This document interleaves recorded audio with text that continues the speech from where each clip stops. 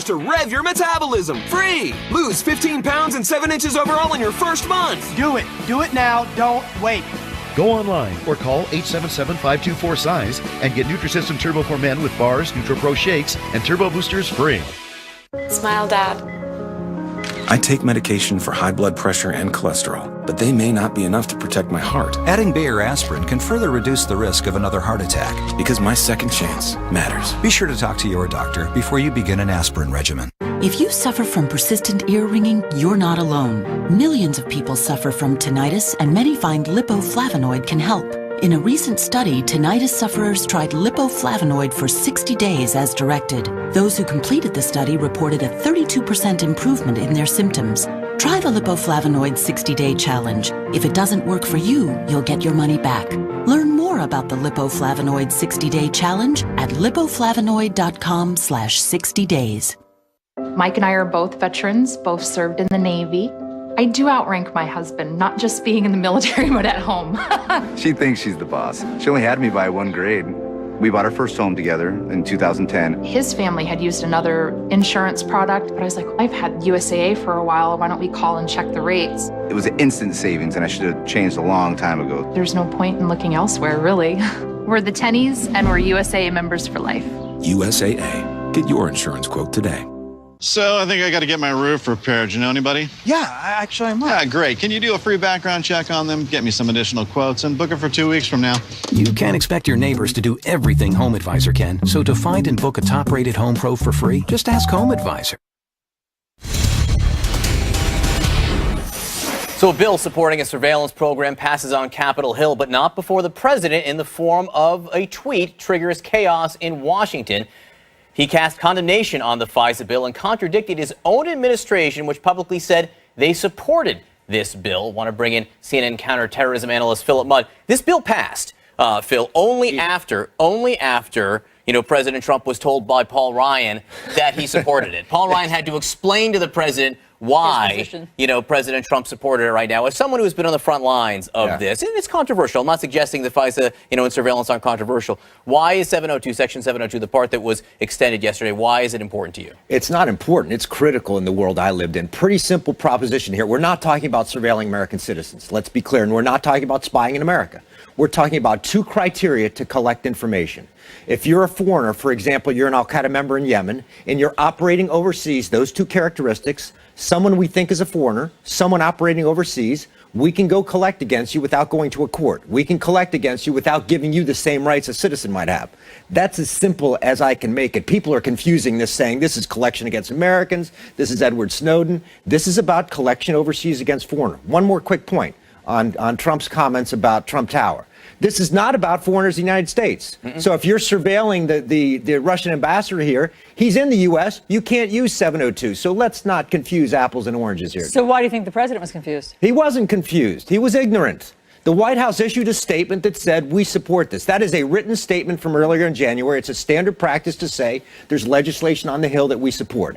I'm not sure the president was aware of that. So don't tell me he was confused between apples and oranges. I don't think he knew. Forget about Paul Ryan. I don't think he knew that the White House, his White House, has issued a statement saying we support it. He doesn't know his own policy. Correct. Yeah. What do you want me to confuse it? That's about it. That's it. That's as plain spoken as you can ever be. That is clear as mud. So clear as mud. On the subject of ignorance, Phil, because you introduced that word, you had a somewhat visceral reaction to the president calling Haiti, El Salvador, every nation in Africa, shithole countries, in noting that he would like more people from Norway to come to the U.S. You had a visceral reaction. No, I didn't react to what he called a country. I reacted to him saying a white person from a country coming here is okay and a black person isn't coming okay. Let's be clear. This is not economics and this is not countries. This is about saying whites are okay, blacks are not. I grew up in a household where we were told we were WAPs and we were macro leaders. I grew up in a household where my best friend's mom couldn't play with a kid across the street because they were kikes. And you want to tell me after this country learned that a white person could own a black person in the 19th century, that Chinese people 110 years ago were slant eyes, that people in World War II who were Japanese immigrants to this country deserve to be in detention camps. And once again, we got to learn that a white person isn't better than a black person. How many times do we learn the lesson? How many times do we learn the lesson that this is a land of the free and the home of the brave? It's not the land of the bigots. I've had it with this. We have shadowy conversations in this country about racism. This is about race. It's not about countries. It's not about shitholes. And it's not about Norway and Haiti. It's about a white man can come here and a black man can't. That's it. Maybe. Sorry, I need a little bit of a coffee break now. I apologize. But I mean, Phil, it's an emotional topic. It is, but remember, we're all shitholers. I'm a representative of a country that came from countries that were once viewed as dirty. The Irish and the Italians that I come from were told in the 19th century, you're dirty, you're not from the Puritan stock that built this country. We told people until the Voting Rights Act in the 1960s, you're dirty. We learn this again and again, but that's who we are, we're dirty. The thing that gets to me is you, a grown man, allegedly, if this is your reaction to this, what happens if you're a kid? If you're a kid of Haitian descent in this country right now, or if you're a kid who looks like someone of Haitian descent in this country right now. Or if you're a white kid, why don't you want African kids to come here? What are you supposed to think about yourself? What's the lesson for any kid? The lesson, I'm the world's leading optimist. The lesson is great. The overwhelming reaction in this country is to say, if you're a black brother, a brown brother, a yellow brother, a Native American brother, or a white brother, we all came from the same place, and we are all shitholers arm in arm. That's who we are. Yeah, listen, that's beautiful, but we haven't heard that from the leaders in Congress. Well, I mean, you've seen their approval rating lately? They're at what, 10, 15%? You see why the American people don't trust them. They don't speak the truth to us. I'd like to hear them speak, but the American people don't trust them. I don't view them as a barometer for American views. Phil Mudd from the state of, well, I'm not going to say it out. Thanks very much for Thanks so much for sharing all that, Phil. Thanks to our international viewers for watching. For you, CNN Talk is next. For our U.S. viewers, New Day continues right now. They want to bring value to the United States of America, and you say no because they're from a shithole because of the color of their skin? The whole point is it should be on merit-based system. This is getting twisted around. This is not a coincidence. This is a pattern of behavior. This is just beneath the presidency. He doesn't quite get what it is that really makes America great. Truer words have never been said. This is what people say around their kitchen table. What is his staff talking about? He's talking about appealing to his base on a racist comment? The president triggering chaos on the Hill by contradicting his own position on the FISA vote. We don't see any contradiction or confusion in that. The country would benefit if the president were watching cartoons in the morning instead of something else. This is New Day with Chris Cuomo and Allison Camerata. Good morning, everyone. Welcome to your New Day. Chris is off. John Berman joins me. We've already had quite an hour. Yeah, no bleeping here. Okay, here we go. Vulgar, racially charged comments made by the President of the United States in the Oval Office are sending shockwaves around the world. A source tells CNN that in a meeting with a handful of senators, President Trump slammed immigrants from blank hole countries, referring to people from Africa, Haiti, and El Salvador. The president then suggested the U.S. should bring in more people from countries like Norway. The White House does not deny that the president made those profane remarks. Yeah, on the contrary, these seem proud. So are Republican leaders proud? It's now 7 a.m. on the East Coast, and nothing from Mitch McConnell and Paul Ryan, nothing. Does that mean they are okay with it? Shithole countries? Well, they once again smile and note that the president says salty things, but this is not salty, it's racist. And on Martin Luther King Jr. weekend, it's a heck of a time to be silent about racist things. This is how the president's hometown paper handling the comments this morning. This is the New York Daily News. Let that sink in for just a moment right now. Let's go to the White House. Our Joe John's there this morning. Good morning, Joe. Good morning, John. Not denying it here, the White House is counting on the president's base to embrace these comments, confident that they will, even though the remarks threw the immigration talks into a tailspin, especially because the president was responding to a proposal that would have created more protections for immigrants from Hispanic and black countries. President Trump deriding immigrants from Haiti and some nations in Africa, asking a group of lawmakers, why are we having all these people from shithole countries come here, before suggesting that the U.S. should accept more immigrants from countries like Norway. A person familiar with the meeting tells CNN that a frustrated Mr. Trump then went further, saying, why do we need more Haitians? Take them out. The White House not denying the president's racially charged remarks, insisting that Mr. Trump is fighting for permanent solutions that make our country stronger by welcoming those who can contribute to our society, grow our economy, and assimilate into our great nation. A White House official downplaying the controversy, telling CNN that staffers predict that the president's comments will resonate with Trump's base, just like his attacks on NFL players kneeling for the national anthem. Get that son of a bitch off the field. The offensive remarks coming weeks after the New York Times reported that Mr. Trump made similar comments at a different Oval Office meeting last summer, claiming that all Haitians have AIDS, and that once Nigerians have seen the U.S., they will never go back to their huts. The White House adamantly denied this reporting, and on the campaign trail, Mr. Trump had a starkly different message for Haitians in Miami when he was courting their vote. I will be your champion. The president's shithole comment just the latest in a pattern of racially charged remarks. I would like to have him show his birth certificate. They're bringing drugs. They're bringing crime. They're rapists. You also had people that were very fine people on both sides. Still, Mr. Trump has repeatedly insisted that he is not a racist. I am the least racist person that you have ever met. I am the least racist person. But on Capitol Hill, bipartisan condemnation. Attacking people based on their race, where they come from, their gender, is just unacceptable. And I think the White House is facing a moral freefall. Republican Congresswoman Mia Love, whose parents are from Haiti, demanding an apology, asserting that the president's comments are divisive, elitist, and fly in the face of our nation's values. The only African-American Republican Senator, Tim Scott, calling the remarks disappointing, but the majority of congressional Republicans and GOP leadership keeping quiet. And the president is up this morning and tweeting about the DACA deal that he was presented, that he rejected, that is in some ways the source of all this latest controversy. Here's the tweet. The so-called bipartisan DACA deal presented yesterday to myself and a group of Republican senators and congressmen was a big step backwards, he writes. Wall was not properly funded, chain and lottery were made worse, and USA would be forced to take large numbers of people from high crime, and presumably the rest of that is something like high crime nations. Haven't seen the rest of it, however. Back to you. Okay, Joe. Thank you very much for all of that reporting. Joining us now are CNN political analysts David Gregory and April Ryan. April, listen, as Joe pointed out, this isn't the first time that we've heard the president say something racist, but it is still stunning. It's stunning every time that you hear it. Yeah, it's stunning, but the problem is there are people who listen to this. You know, a lot of people are going by feelings and what have you. And I've asked around to Republican leaders. Former RNC chair Michael Steele a couple of weeks ago said to me that this is a White House that is very concerned with the browning of this nation.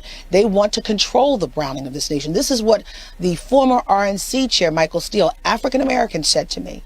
I mean, I've talked to so many different people. Last night, my phones were blowing up and text messages were coming in. I heard from presidents of historically black colleges and universities talking about the fact that they have a large contingent of international students that come to their schools to learn and obtain degrees, to be functioning, working citizens, global citizens, if not U.S. citizens.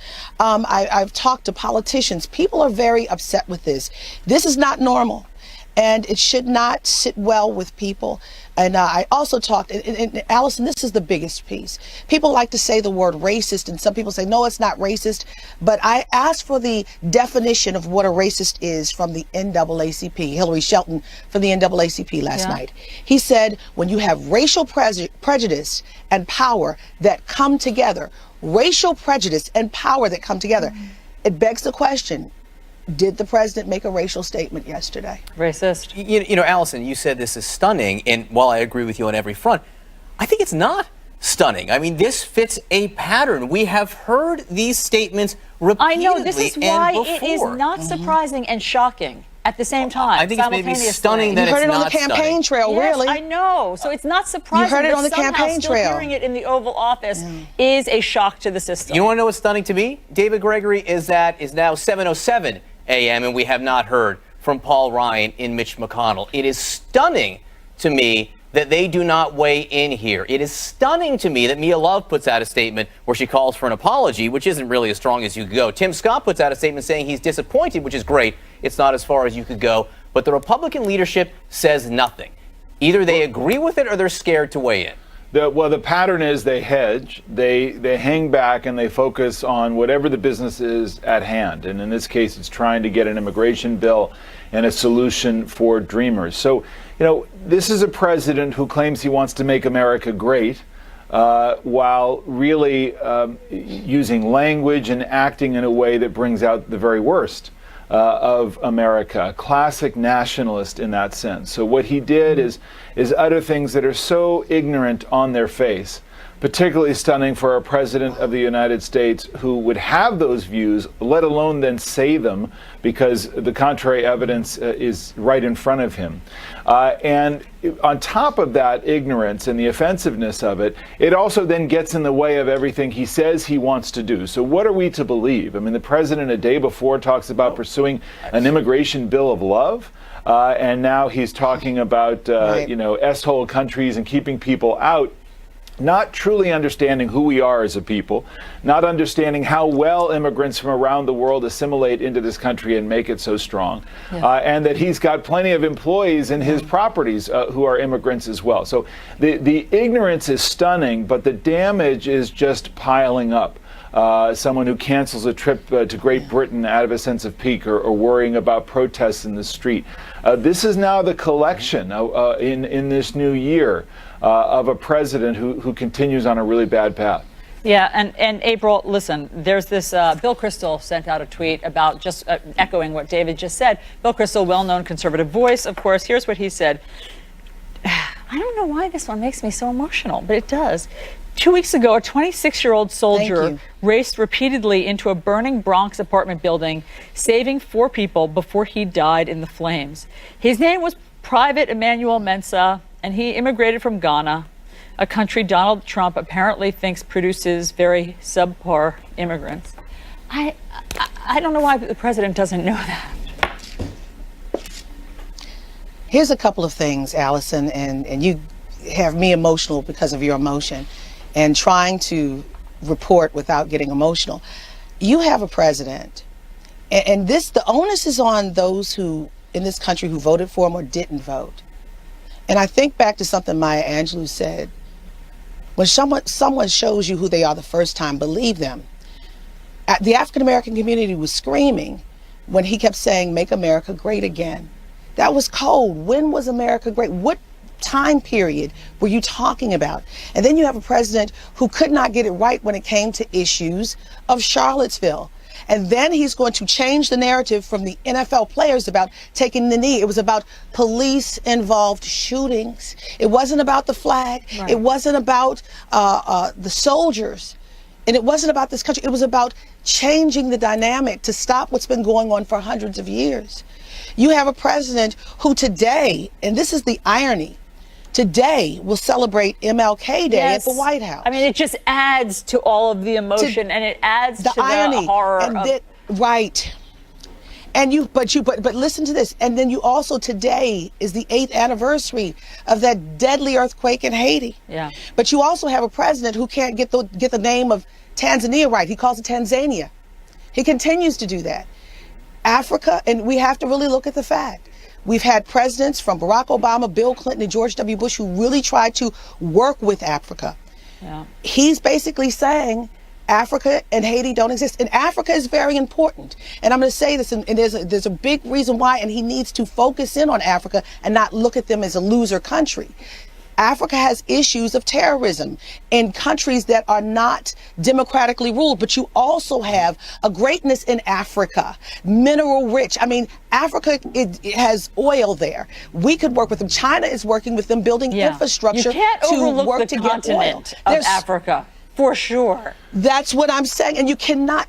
So this president doesn't understand it's not just a racial issue. He doesn't understand the issue of diplomacy and what Africa and Haiti bring, and El Salvador bring to the global community and to the United States of America. Look, he's tweeting this morning. We should say he's defending his immigration stance right now. You know, I think one of the reasons this is so emotional is because this gets to what America is about, right? And what and we don't want somebody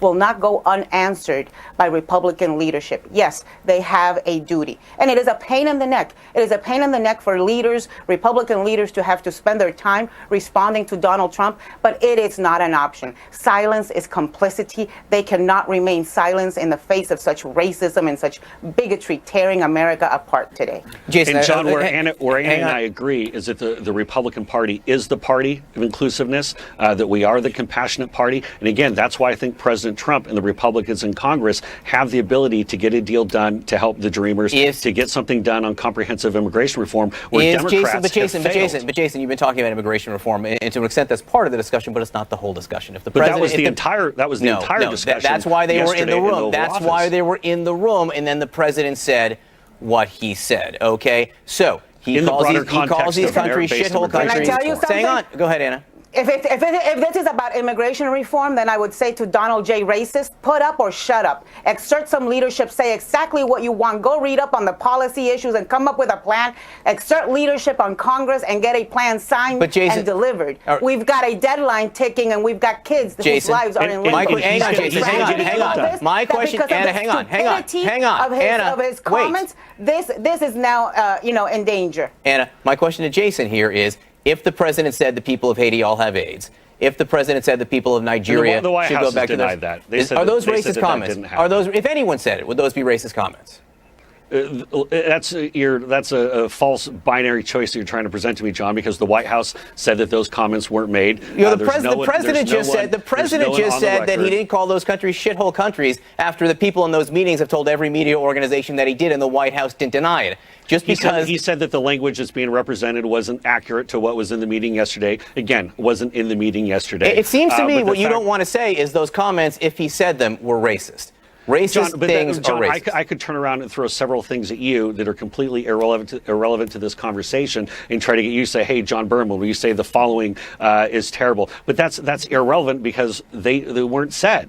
And so you're trying to bait me and put me in a corner and try to say that the president is something that he's not. I mean, I had the opportunity to spend hundreds of hours with the president last year in 2016, traveling around. And what I saw was a president who wants to represent all Americans. I saw the event that he did in Little Haiti. I saw the events that he did in inner city, and whether it be in Cleveland when I campaigned with him, and he was talking about school choice and infrastructure and all these great things. And you know what? And there's a reason why he did 2 points better with African Americans and 3 points better with Hispanics than Mitt Romney did 4 years earlier, because there's a message of hope and optimism. And you know who's who's benefiting the most right now in this country? Right now, it's the unemployment rate is going down the most. We're moving from the discussion right now. You said the president wants to represent all Americans. Apparently not as of today. Americans or people in America who come from Haiti, because the president reportedly said yesterday the people from Haiti get them out. I mean, John, this isn't a global village. I mean, is that what you're trying to say here? I'm just saying the president said the people from Haiti get them out. The president said that yesterday in the meeting. Those were his sentiments. You said he wanted to represent everybody. I was just clarifying that he seems to have some line there that doesn't include. Wants to represent all Americans. And you know what? And if we want to keep America the absolute best place on the planet, we have to reform our immigration system. We're seeing, look at what he's doing with DACA and trying to come up with some kind of deal and some kind of plan. Well, actually, Jason, we have to go because Allison has an interview right now. But we don't know what he wants to do with DACA. No, we do know. We don't know, because he said bring me a bill. John, and then when a bipartisan group brought him a bill, he said no. John, we don't know where he stands. Kevin McCarthy told the president where he stands. We don't know. We don't know where the president stands.